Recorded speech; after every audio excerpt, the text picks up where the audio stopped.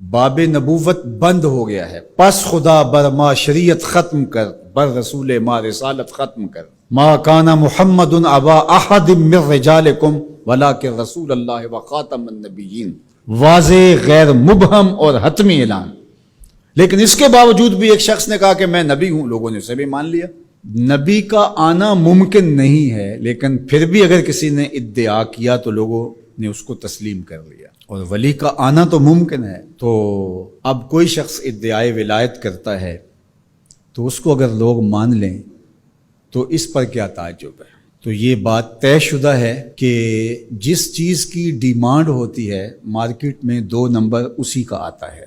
تو اولیاء اللہ یہ اللہ نے عزت کے نشان بنائے ہیں، تو اس لیے بہت سارے لوگ جھوٹے مدعی ہوں گے کہ ہم ولی ہیں۔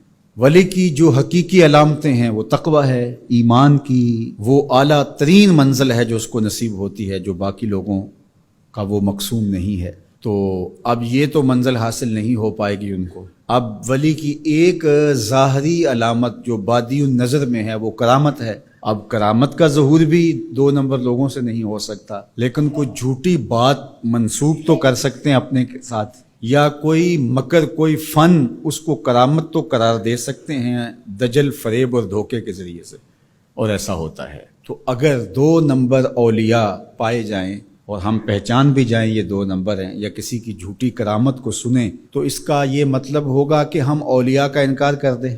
جھوٹے مدعیان نبوت کو ہم پائیں، ان کا انکار کریں، تو کیا اس کا یہ مطلب ہوگا کہ 1 لاکھ کئی ہزار نبیوں کا بھی انکار کر دیں؟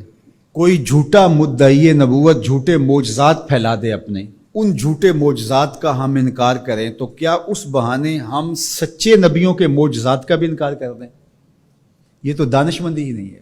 اس طرح 2 نمبر لوگوں کے گھڑے ہوئے کلام کو، گڑی ہوئی باتوں کو، ان کے دجل و فریب کو، ان کی تلبیسات کو، ان کی دسیسہ کاریوں کو، ان کے مکر کو، ان کے متبعین کی گڑی ہوئی چیزوں کو، ان کے حفوات کو ہم کیا کرامت قرار دے دیں؟ ہم کہتے ہیں نہیں، بالکل نہیں ہے۔ تو کیا اس کا یہ مطلب ہے، اس کا یہ مفہوم ہے کہ جو اللہ کے ولی ہیں ان کے حقیقی کرامات کا انکار کر دیا جائے؟ جب علم سطحی ہوگا تو ایسا ہوگا۔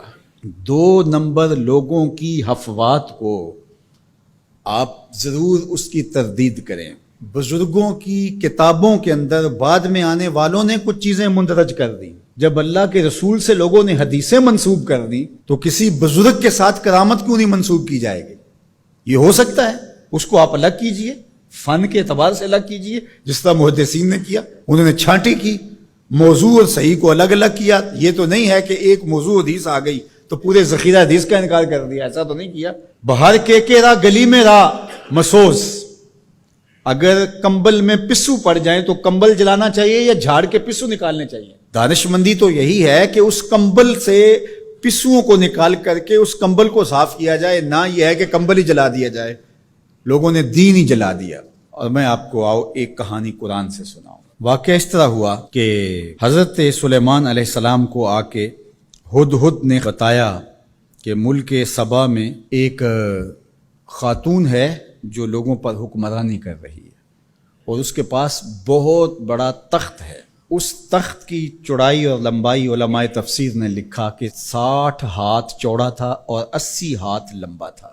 حضرت سلیمان علیہ السلام نے اس کو خط لکھا ملکہ بلقیس کو کہ تم میرے پاس حاضر ہو جاؤ، ورنہ جو ہے وہ میرے ساتھ جنگ کرنے کے لیے تیار ہو جاؤ۔ اس نے تحفے اور انعام و اکرام لے کر کے حاضر ہونے کا فیصلہ کیا۔ جب وہ بہت قریب آ گئی تو آپ کی مجلس لگی تھی حضرت سلیمان کی، تو آپ نے اپنے لوگوں کو کہا کہ وہ جس تخت پہ ناز کرتی ہے تو کوئی ہے اس کے آنے سے پہلے لے آئے،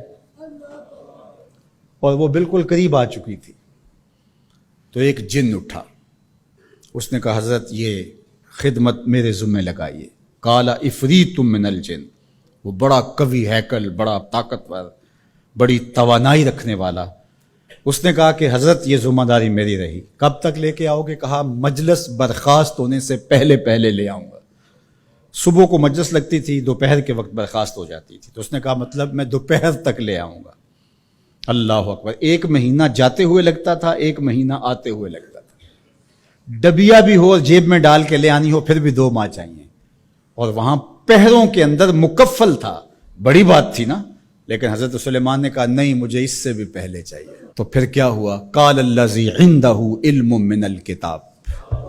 پھر وہ اٹھا جس کے سینے میں زبور کا علم تھا، جو کتاب کو جاننے والا تھا. وہ بولا انا آتی کا بہی قبل ان یرتد الیک طرفک.